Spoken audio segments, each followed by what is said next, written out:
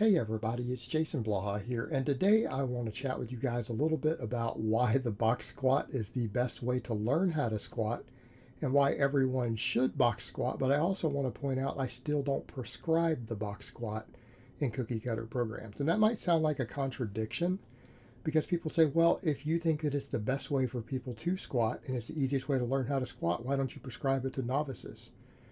Because novices just aren't experienced enough to teach themselves how to do it. Case in point, I made a full video on how to perform the box squat, right? It was a detailed video. And I think because of that video, anyone who watches that video, if they take my advice of how to perform it in that video, and they take my other advice of you should always film your lifts, then they would be fine. They would be fine. But the problem is that most people are not going to do that. They are not going to do that. And accordingly, if I prescribe the box squat, it's going to be people squatting to an 18-inch bench. They're going to be 37 inches above parallel, like their hips are still going to be above their head. And again, we have to speak in hyperbole for millennials at times. You got to speak in hyperbole. Their hips are going to be above their head. That's how high they're going to squat. They're going to squat onto an 18-inch bench, which is not appropriate for anyone under about 6'10". They're going to rock the box. They're going to do all the things that I say not to do, and therefore they're not going to get the benefits from a box squat, so it's going to be a waste of time. Now, if a person were to film themselves and watch the video I made, they might be okay. But as far as a personal trainer or a coach teaching someone how to squat, the box squat's the easiest way to teach somebody how to squat. You know, we go through all these discussions about teaching people to squat is difficult. Actually, teaching people to squat is not difficult. It's not difficult at all. Because the box squat will teach you how to squat. And the box squat is very easy to teach in person. In other words, when you're dealing with people, usually the reason people can't sit back is very, very rarely mobility. And if it is mobility, we can resolve that with the box squat, can't we? Because you can get them to a height that they can sit back on and squat to. And then you can work it down an inch at a time and build their mobility. And you can take someone who has no mobility and inside of a month you can have them squatting 2 inches below parallel. The reason most people struggle with the squat is that they are afraid to sit back. Okay? That's it. When they squat, they either struggle to reach depth, their knees shoot forward, and they basically almost lurch forward. Right? They just lurch forward when they squat. Because they're afraid to sit back. It's scary. But when you put someone on a box, what you find is that someone who cannot perform a squat at all, they can't perform an air squat with just their body weight.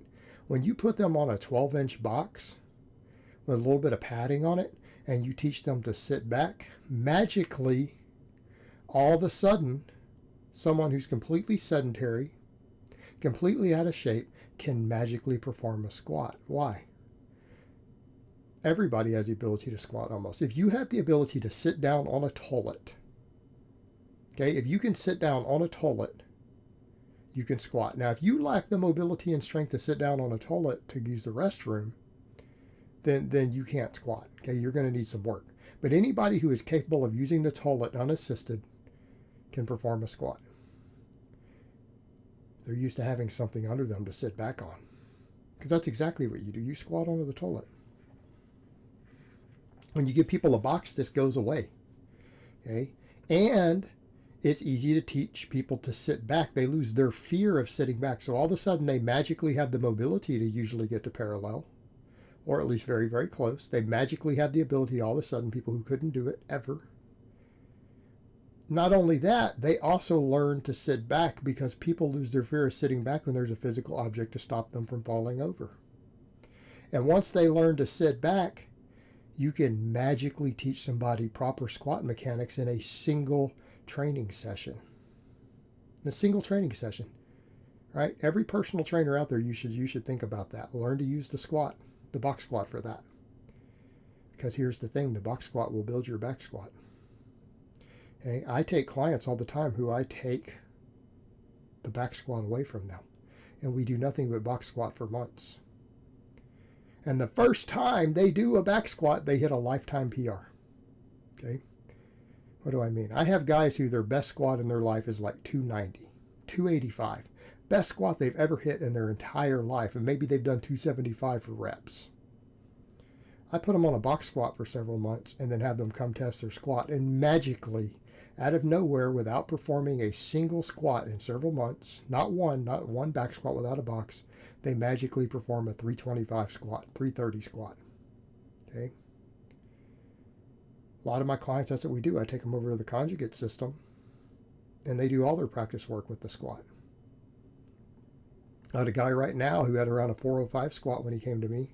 We only test his squat about every 5 or 6 weeks.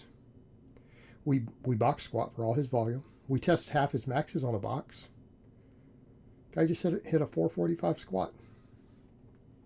Okay? And he's an advanced lifter, obviously. He's been training for 10 years. Put 40 pounds on his squat. I have guys who are slightly less advanced who just doing nothing but box squats, we put 60 or 70 pounds on their squat without having really done the back squat. The box squat will teach you. In fact, you can take a ranked novice and you can teach them how to box squat perfectly. If they can do it the way I'm doing it in these videos, you can teach them how to do that. You could have a novice lifter do that for a year. You could take someone who has never performed a back squat in their entire life, and if they can learn to sit back and control the eccentric, if they can make a soft touch onto the box with their max box squat and sit back an inch or two below parallel with a true 1 rep max without plopping onto the box, you can take that person and pull the box out and they can back squat. They will be able to perform a beautiful back squat without ever having done one in their lives. Okay? They'll do so.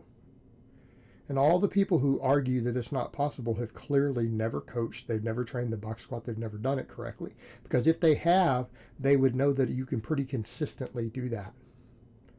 Again, same thing I do with people who don't have the best squats. Their squats don't look good. They're weak. We do box squatting. I have them do a lot of box squatting, and then first time they back squat again, their back squat looks better than it's ever looked in their life, and they hit PRs. Okay?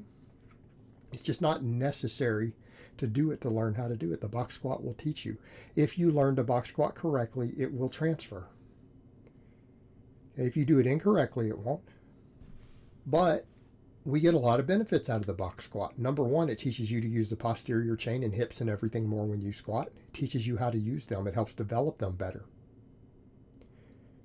Right? It teaches you how to sit back more. And you don't have to necessarily sit back. That's the other thing. You can perform a squat where you just don't focus on sitting back as much, and you'll PR. Just like you guys saw me do with the box squat. I did the same thing. I did tons and tons of box squatting.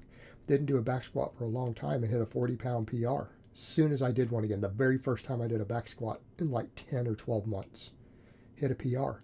It was a slightly different bar path because I didn't sit back quite as far. But that's normal. If you're used to sitting back onto the box when you don't have the box there, you're probably not going to try to sit back quite as far as you would on the box squat. It's just going to be natural not to. Generally, you'll be fine. It'll carry right over. So we come over to that point. We remove the fear of sitting back. We teach people better squat mechanics. We teach them how to use their hips, how to be more hip dominant. It will build better hips and glutes. Okay, it will do all of that. What else will it do? It's easier to recover from. We cannot use as much weight. We're forced to use a slightly lighter weight, less axial loading for the same amount of stimulus. Arguably more stimulus because we tend to get a little more hip, a little more hamstring and things involved, right? We get a little better muscle recruitment because we have to get the weight started out of the bottom, but we're forced to use a slightly lighter weight. Okay? Slightly lighter weight, better muscle fiber recruitment. We recover from it slightly easier. We can gain more muscle. We can handle slightly more training volume. Okay? What else does it do? It teaches you to be explosive. Teaches you to be explosive. The box squat has the highest rate of force production of any squat that's been tested. You know, people want to talk about, oh, this study showed this improves jumping or running power if we do a quarter squat or whatever in one study or another. Why don't you just box squat? It has the highest rate of force production of any squat when studied in the lab. teach you how to be more explosive, be more athletic. Also teaches you how to sumo deadlift. And if you can sumo deadlift, you can conventional deadlift. Right? Same thing. I take clients and do the same thing with that. We teach them how to sumo. We teach them how to box squat. They train their back. They train their hamstrings. They don't do a conventional deadlift. They hit a 30 or 40 pound lifetime PR the very first time I let them conventional deadlift. That's normal. So the box squat increases other lifts because it can teach you how to sumo deadlift because it gives better development, better explosiveness. It'll teach you how to sumo. The sumo will teach you how to conventional. It will all carry over. In other words, the box squat will make you a better deadlifter also. Okay? There's no reason not to do it. The only reason not to do it is that you might perform it incorrectly. But I have tutorials teaching you how to perform it correctly, and I tell everyone that they should video, so therefore anyone who watches my channel doesn't have that excuse. They don't have that excuse. Still not going to prescribe it because if I do, people will perform it incorrectly. But anyone who wanted to run any of my programs, if they watched the other videos and learned how to box squat, if they wanted to put the box squat in place of the back squat, I would say yes. All right, guys, but that's really all I have to say on that today. I hope it's been informative, and I will talk to you guys next time.